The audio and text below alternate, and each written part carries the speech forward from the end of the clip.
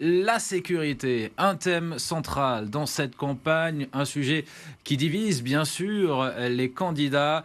On va faire le point, le bilan sur l'insécurité à Marseille avec Bruno Barsosetti qui nous fait le plaisir d'être avec nous. Bonsoir Bruno, merci beaucoup d'être avec nous. Vous êtes secrétaire national du syndicat de police unité pour la zone sud.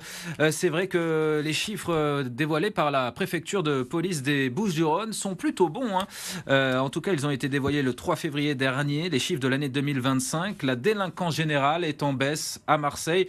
On va voir les chiffres, hein. On vous a préparé une infographie, mais il y a par exemple moins 47% de vols à main armée, moins 12% pour les cambriolages. Comment on explique finalement que pas mal de voyants soient passés au vert, Bruno?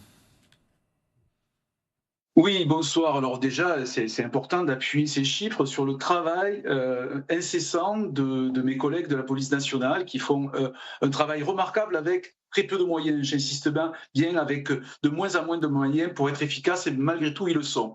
Maintenant, on parle de chiffres sur la délinquance de manière générale.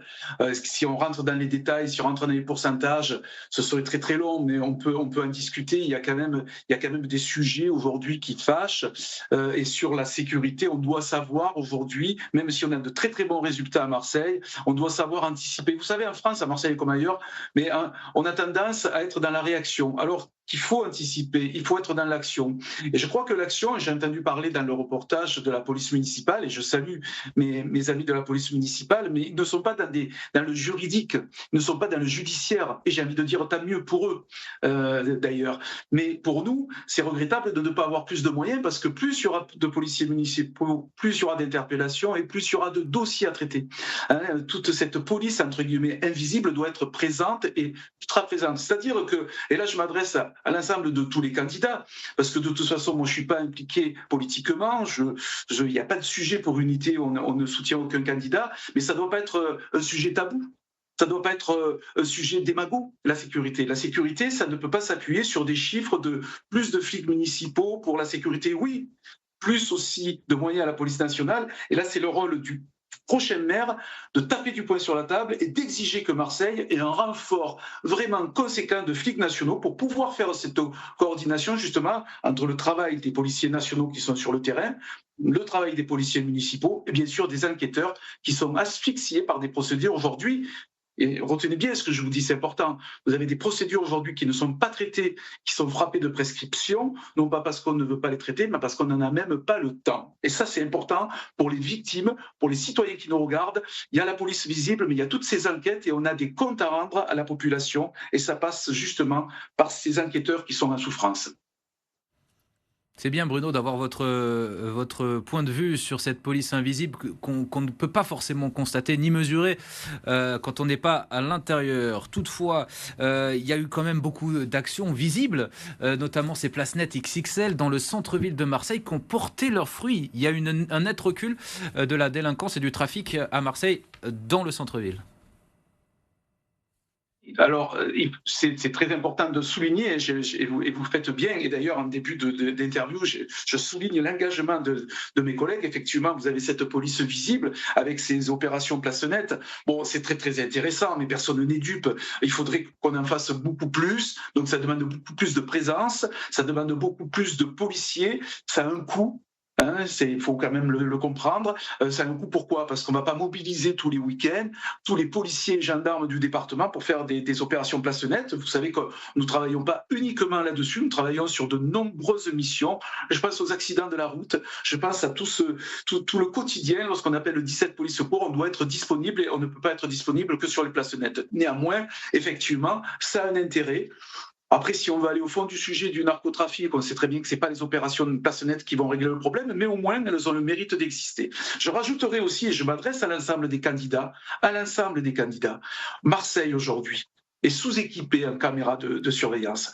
Vous en avez 2 fois moins qu'à Nice et la ville est nettement 2 fois ou 3 fois plus grande que Nice. Donc il y a un sujet, on a pris beaucoup de retard, il faut savoir où les placer, il faut qu'on nous donne les moyens aussi de pouvoir très très vite remonter sur ces bandes. Et là, Moi, je vais encore au-delà de toutes les idéologies qu'on peut avoir autour des caméras. Il n'y a pas que le trafic de stupes. On arrive vraiment à concrétiser, à savoir exactement ce qui s'est passé sur un accident mortel, par exemple. Donc, tous ces câblages qui est long et coûteux, c'est un constat. Il y a eu des efforts de fait, il faut le souligner, mais il faut aller plus loin parce qu'on prend beaucoup de retard. C'est coûteux, mais ça a un intérêt pour la sécurité. Et ça peut avoir aussi un côté très dissuasif dans des quartiers qui ne sont pas encore dits sensibles, mais qui sont en passe de le devenir.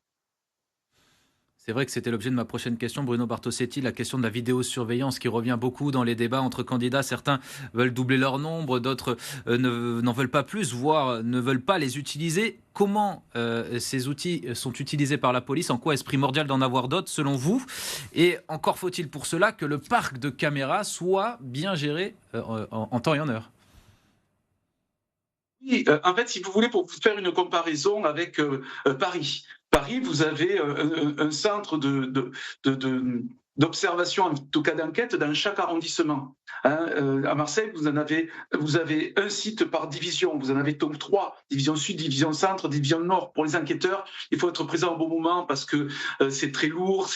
Il faut être disponible au moment bien précis pour pouvoir justement remonter ces bandes. Je ne comprends pas qu'aujourd'hui, on puisse rejeter cette idée. Hein. C'était dans l'esprit il y a une quarantaine d'années, mais la vidéosurveillance, c'est pas pour aller espionner la voiture du voisin ou l'appartement qui a les volets ouverts. C'est vraiment non pas pour empêcher parfois les délits, mais pour pouvoir justement interpeller et remonter beaucoup plus rapidement justement à l'origine et aux auteurs. C'est comme ça. Vous savez, c'est un peu comme l'ADN. Hein. Aujourd'hui, c'est tout à fait logique qu'on ait...